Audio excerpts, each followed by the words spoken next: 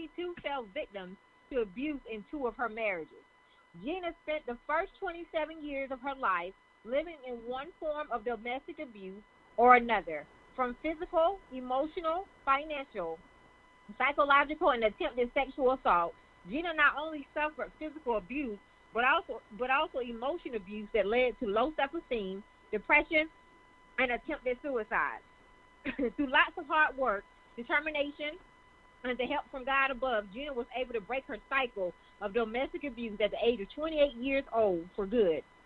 Along with her ebook, When Happily Ever After Doesn't Happen, Breaking the Cycle of Domestic Violence, Gina has written numerous articles that have been published in a variety of media outlets. Gina has found her happily ever after as a wife of 7 years to Daniel. She is also a mother and grandmother. And today, Gina takes the lessons she has learned and uses her voice to be the voice for those who have been silenced by their abusers. Welcome to the table, the amazing Gina Kendall Lasardi. Welcome. Thank you so much. I am honored and humbled to have you at the table. Can't wait to hear all the amazing wisdom and knowledge that you're going to share with my listeners tonight. Yes, we got to get the word out. We got to educate. We got to prevent. You never know who out there right now is listening that could use this advice. Absolutely, absolutely. So our listeners have heard your amazing bio. So please tell us more about your entrepreneur journey. It started in 2016. I had no plans as to ever doing anything with domestic abuse. With living 28 years in abuse, you know, going back into abuse and pulling that Band-Aid off of all the hurt was not something I had planned. But I had asked God to show me what my purpose was here on earth. And it's been said before that be careful what you ask for. And he told me, do something with domestic abuse. I didn't know what that was going to look like or to what scale he wanted me to dive into that. So at that moment, I told him, this isn't what I want to do, but if you're calling me to do this, then you're going to have to lead me and show me what I'm supposed to do. And so with his guidance, I started Speak Out, Get Out, Stay Out. And what we do is help victims and survivors go from abuse to abundance and to become thrivers in their own lives. I love it. I love it. And I want to commend you for creating this space and being able to, you know, share your story and be able to close the gap on something that's so, you know, serious as domestic abuse, right? Because it's more people than you know that are going through it, right? And some people have spoken up and some people have not, right? So yes. I want to commend you for creating this space. Thank you. It is definitely a calling to do this. Yes. And you are passionate about empowering victims and survivors of domestic abuse to go from abuse to abundance in life. So tell us more about your passion. I know God called you to do it, Gina, and you're following what he has asked you to do. But tell us more about your passion. Absolutely. It is my passion to go out into the world, not just in my community, but to go into the world and give the silenced a voice, to give the children who are living in this, who don't know how to deal with it, an outlet to know that they are not alone, that there is help out there for them also, to help the victims going through it to break their cycle, not just for them, but also for their children and for their children's children. Because until that cycle is broken, it's going to keep repeating itself. So with living in domestic abuse as a child and seeing the things I had to see happen to my mom, and then turning around and being a victim myself and seeing what it did to my daughter, I knew I had to break that generational cycle. And I do what I do, one, for so that what my mom had to go through, because she went through horrible things at the hands of my dad. So that it meant something. It means something on this earth, that her pain wasn't for nothing. And going through that as a child, Gina, and then, you know, like you stated, you actually went through it as, you know, your marriages as well. So what are, for that person that is listening that is going through domestic violence right now and is experiencing it, what are some strategies you would give them, you know? Because as we stated, some people silently continue and live in dysfunction, right? And they think it's okay, and they're not going to speak out. But then you have some people who are. So what is some advice you would give to that person right now who's just stuck in between the two, of whether or not they should speak up about it or tell somebody, or whether or not they should just stay in it? Right. If you are in an abusive relationship, or if you are in an unhealthy relationship and you're not quite for sure if it qualifies as an abusive relationship, because with emotional abuse, a lot of times you don't know that that's actually abuse, but it is. First thing is, you have to acknowledge that something isn't right here and really look at what's going on. And then you need to, if you can, get out of that relationship to a safe place as fast as you can. Now, not everybody is at a point where they can do that. Sometimes if they're financially abused, financial abuse, where they don't have that money, then they're going to have to make a plan as to how to save up enough money to get out, or see what resources are out there for them so that they can get out. They need to make sure that they tell someone that they're being abused. Speak out. Don't stay hidden in the silence, because that could be deadly for you. So make sure that you talk to somebody who you trust. And if you need help, or you don't have somebody who's close to you, you can always call the domestic abuse hotline, or you can give us a call. And we can walk you through a whole lot of different scenarios. We can formulate an escape plan for you. It's also important that once you do leave, to know that tends to be the most dangerous time for a woman or a man leaving a relationship. So make sure you get an order of protection, and make sure you enforce it. You have to change up your patterns to where you go, the route you go to work, the stores that you shop at, because you know your partner's patterns and they know yours.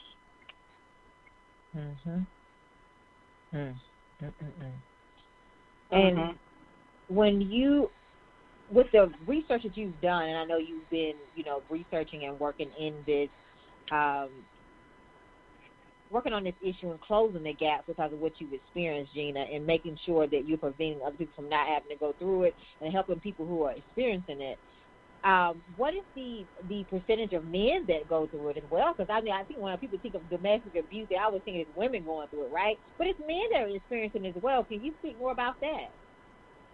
Yes. For the first time in history, the number of men reporting domestic abuse is surpassing the number of women reporting domestic abuse. Wow. It was always for men, if your wife or your girlfriend picked on you or hit you or whatever, you didn't speak out about it because men thought it was, people were going to make fun of them. Oh, you let your girlfriend or your wife beat on you or whatever, the whole stereotypical stuff. But for the first time, they are realizing that it is abuse. And it says that at least 1 in 3 men and 1 in 4 women are now being reported abused. Wow. Yes. Which is great that men are now coming forward and that we are holding the women who abuse as much accountable as we hold the men who do the abusing.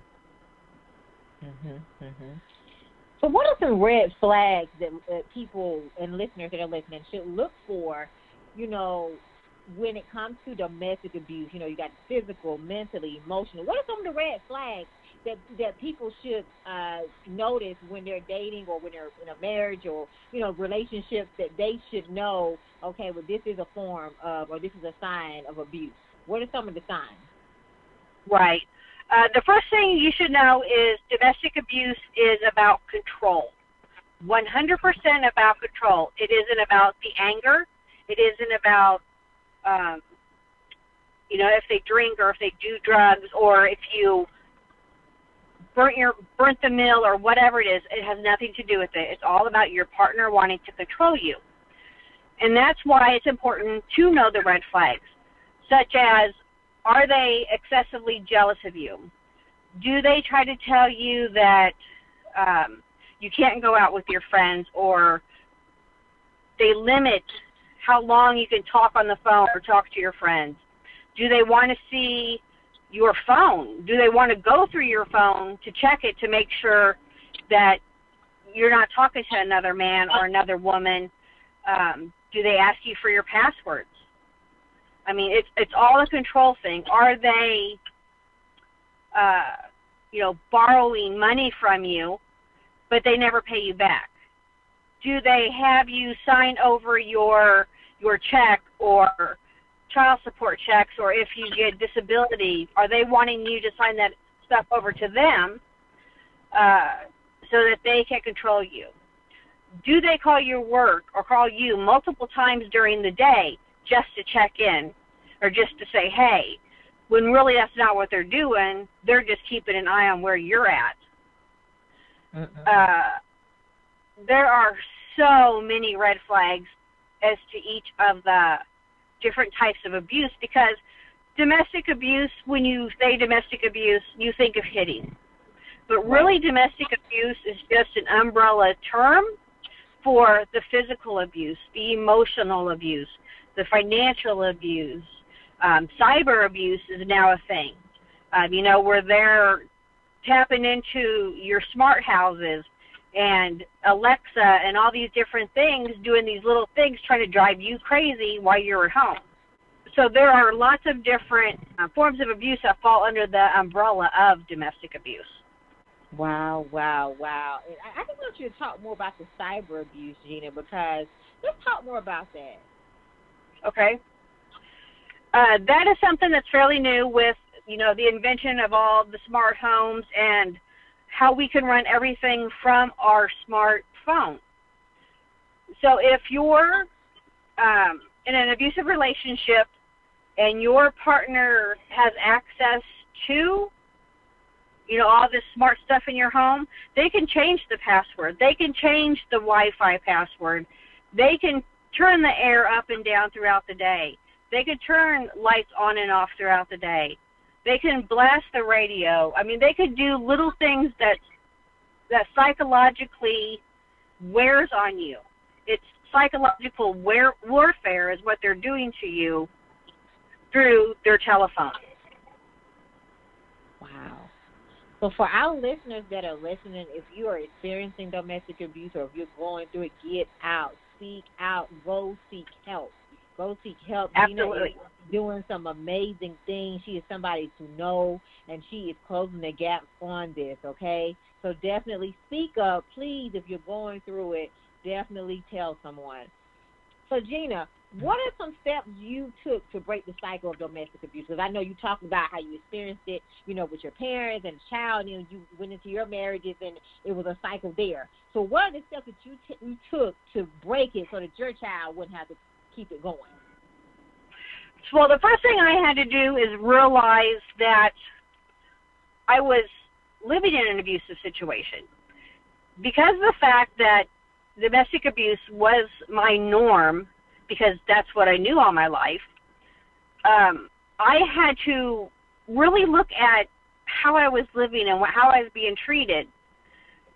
And then I knew I had to get out. And it was one night while my ex-husband and I were in one of our big fights. He had me pinned against the wall by my neck, and I caught out of the corner of my eye our daughter. And it was like in that moment, I could see me looking at my mom when I was her age. And I didn't have a choice when I was a child. I had to live like that because I was a child. But I always swore that my children would never have to live like that. And I knew in order for me to get out of that situation, I had to formulate a plan. I was a credit short from graduating high school, even though I was 24 years old. So I knew I had to go back and get education. I knew I had to get better skills as to be able to support my daughter and I. Mm-hmm. I needed a car because with domestic abuse and the control, he wouldn't let me have a car that was in my name. Also, I needed to have a place that was safe for my daughter and I that I could afford. So I sat down and I wrote all these things that I needed versus the things that I wanted because I needed to get out. Yes, I would have loved to have a nicer car, but I needed a car. So I took the one that I could get. And then I started working on that. I enrolled myself into an adult education. I got job skills. I was offered a job making more money than I had ever made in my life. And then just so happened that one of the women who worked there, her son had an apartment for sale or for rent. So I was able to put that final piece in the puzzle and to get out of that relationship. Now, I spent the next 10 years as a single parent because I knew that I had to do the inner work. I had to unpack the junk that was in my suitcases because if I didn't, I was going to take all that into my next relationship. And I didn't know who I was as a person because I went from my parents' home to my husband's home. There was no Gina in there. I never knew who Gina really was. So I had to find out who I was as a person. And the thing about that, because I didn't know who I was, I could be anybody I wanted to be. And what I wanted to be is to be a loving, caring mom for my daughter who taught her right from wrong and who made sure that she had the self-esteem so that she didn't have to go into a relationship that was abusive. I just want to commend you for getting out, right? Getting out and now sharing your story, which is why I know Thank that, you. And I believe that everybody goes through things so they can for somebody else, right? And so you went through these things, right?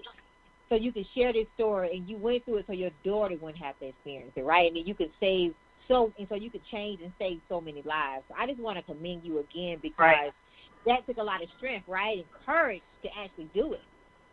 Oh, yeah. It was scary, you know. Taking that first step it's very, very scary because you know how bad it is when you're living in it, and then you're like, well, what's going to happen when I leave? So it's like, which side of the sword is going to cut more? And when you were talking about loss of identity, right? So in your research and with your clients, is that a common theme where people, they lose their identity, they don't know who they are as well with going through domestic abuse? Yes, because they get so beat down and they start to believe what their partner or their abuser tells them that they become the person that their abuser is telling them they are. You know, you're worthless. You're lucky to have me. You're not going to find anybody else out there. You know, you're dumb. I mean, they tell you all kinds of things to tear you down so that you don't have that courage to try to fight to get out. So that happens a lot, and that's why I try to not only help people break their cycle, but they need to be encouraged to know that they are worthy of having their best life. They are worthy of true love because it's out there. I mean, I know firsthand, and it took me a lot of years to get there, but I know firsthand that not all men hit. Not all men put you down and call you names and cuss you out. There are men out there who they treat you like a princess. So they need to be encouraged so that they can speak out, so they can do the steps they need, so they can think like their abuser but act like they're a survivor, so they are able to stay out of that relationship. And you are the CEO and founder of Speak Out, Get Out, and Stay Out. So tell us more about your services, Gina, and how listeners can get involved if they need your services and support. Yeah, we have a whole bunch of resources online. I tend to do most of it online because of the fact that that is a place that a victim can go to when it is safe for them to go there. They may have 2 minutes. They may have 15 minutes. But it's there at their fingertips when it's okay for them to be there. So we offer a whole line, like community resources, education, prevention. We have a healthy relationship quiz, 10 signs of emotional abuse, 10 signs that you are in an unhealthy relationship. We also offer my ebook. I have an e-course to help you break free. We go out into the community and do education, prevention. I give talks. We have what's called an empowerment kit for women and men who have recently left their abuser and they weren't able to grab the shampoo and the deodorant and the feminine napkins and all that stuff. We have a kit that we can send to you that has all that stuff in it. We have one for adults and we have one for children too. And that information can be found on our website. It's a form that you fill out and I can get that to you. We just have a whole array of different resources that could be utilized by victims and survivors. Well, I just want every listener that is listening, if you need these services or need to get in contact with Gina, please reach out and get involved with her amazing company, Speak Out, Get Out, and Stay Out. And for anybody that want to donate or, get involved, definitely reach out and support this amazing movement. So, Gina, you are the author of When Happily Ever After Doesn't Happen, Breaking the Cycle of Domestic Violence. So please tell our listeners how they can tell them more about your book and how they can purchase and support your book. Okay, great.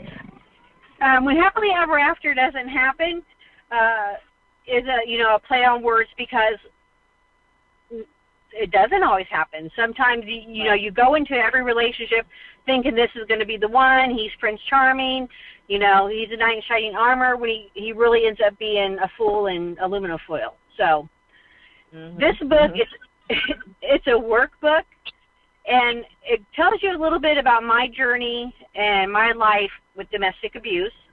It also encourages victims to find their courage and their inner voice to speak up and to speak out about the abuse that they are living in.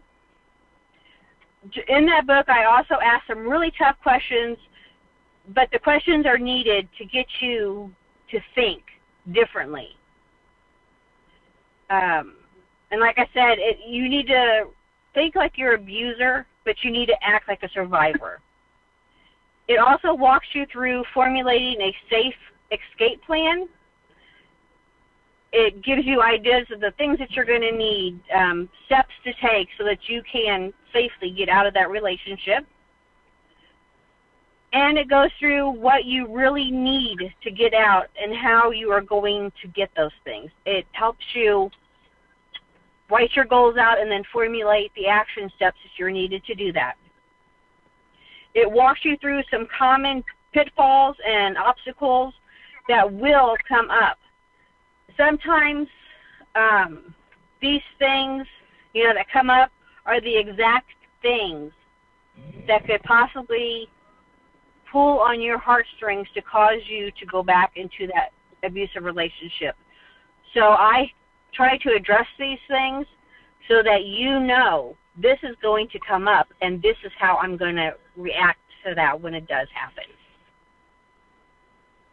So please go support this amazing book. Gina, like I said it before, thank you for reaching back, pulling forward to help other people, and sharing your story of how you got out of it, right? Sharing the strategies and letting people know that it can happen, right? You can speak out, you can get out, and it is a better life for you on the other side. So thank you. Absolutely. Yeah, my story's my story, but I tell it not so people will think, wow, she broke free from that relationship. I tell it so that it gives inspiration for other people to know that they, too, can break free and thrive. Absolutely. Break free and thrive. I love that. And I know you're constantly building your own tables, right? But I always ask my guests this question. How did you create your seat at the table? Well, I think everybody has a seat with their name on it, but some people don't know that that's a fact in life. First, I had to know what I was bringing to the table. I had to stop living as a victim and start living as a victor. And I also knew I was being called. Didn't know what to, but once God revealed that to me, I had to stand in that power. I had to straighten my crown, and I had to demand a seat. I brought 28 years of knowledge, 10 years of how to break the cycle, and now I bring empowerment to help others. And that's what I bring to the table. I love it. I love it. And we all have pain on our journey, right? We've talked about that throughout this interview. But what did failure teach you on your journey? Failure taught me that I am not my shortcomings, that I definitely don't know everything or have all the answers, but through failure, I've learned a lot. And what I don't know, I'm willing to learn. I love that. You learned a lot, and what you don't know, you're willing to learn, meaning we're always remaining a student. Love that. Yes. So what did success teach you? Because you're very successful. So what did success teach you? That no matter your past, your upbringing, or what your family's beliefs are, you can rise above it all to live in your best life. I also know that as a human race, it is our obligation to be the voice of the silenced, be the strength for the meek, and to hold our sisters and brothers up when they are too weak to stand on their own feet. Love it. I love it. And speaking of that, you have some amazing things coming up, and I want to ask you, what do you have planned, and what do you expect? What can we expect from you the rest of 2019? We're in quarter 3, getting ready to go to quarter 4. As you stated before, and you talked to me before, you stated you were on your way to Atlanta, I think this weekend, to the I Am Every Woman conference. So tell us what else we can expect from you. Yes, we're leaving on Friday to head down to Atlanta. I'm also, I know it's my first time. I'm so excited. Yeah. Along with my ebook, When Happily Ever After Doesn't Happen, I also have the 5-day e-course of how to break free from an unhealthy relationship. But I will be launching a weekly podcast in October that's going to help empower more women and men and teens about breaking free and how to thrive after the abuse. I will also be speaking in my hometown of Springfield, Illinois on September 7th. I have been asked to speak at a conference in Union, New Jersey on October 12th. And like you said, I will be going to Atlanta this week. And next Tuesday, I will be a guest on the Love Manifesto, which is hosted by your friend and my friend, Dr. Tangi. Mhm. Mhm. Mhm. And Yeah. so it is a full schedule for the next few months. Well, super congratulations on all these amazing things, that you have going on. The speaking event, you're traveling this weekend to Atlanta. It's your first time being in Atlanta.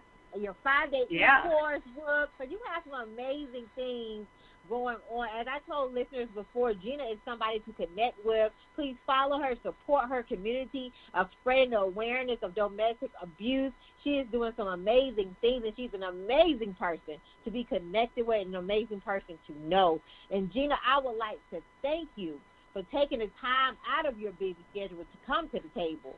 But before we leave, I want you to tell our listeners how they can follow and support you on all social media platforms.